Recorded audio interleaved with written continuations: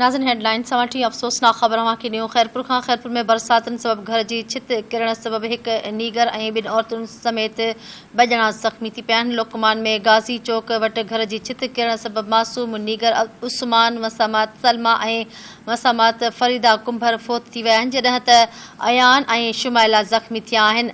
वाक़े बाद फोतिन जा लाश और ज़ख़्मिन के सिविल अस्पताल खैरपुर आंदो वियो।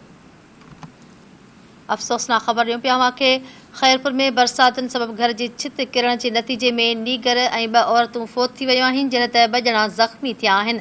लोकमान में गाज़ी चौक वट घर की छित किरण सबब मासूम नीगर उस्मान मसामात सलमा और फरीदा कुंभर फोत थी विया आहिनि जॾहिं त आयान और शुमाइला ज़ख़्मी थिया आहिनि।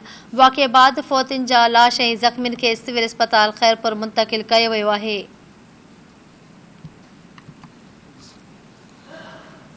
अफ़सोसनाक ख़बर अवांखे ॾेई रहिया हूँ खैरपुर खां खैरपुर में बरसातन सबब घर की छित किरण के नतीजे में एक नीगर और ब औरतूं फोत थी वियूं आहिनि।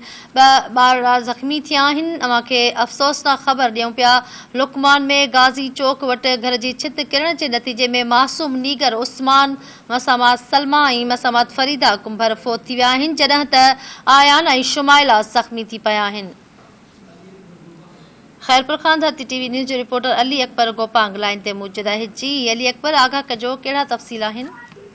जी खैरपुर में बरसातन सबब घर की छित किरण सबब एक नीगर और ब औरतूं फोत थी वियूं आहिनि जॾहिं त हिक नीगरी समेत ब ॼणा जेके आहिनि उहे ज़ख़्मी थी पिया आहिनि। लुकमान में गाज़ी चौक वट घर की छित किरण सबब मासूम नीगर है उस्मान और मौसमात सलमा और मौसमात फरीदा कुंभर जेका आहिनि उहे मौके ते फोत थी वियूं जॾहिं त अयान और शुमाइला जेका आहिनि उहे ज़ख़्मी थी पियूं आहिनि।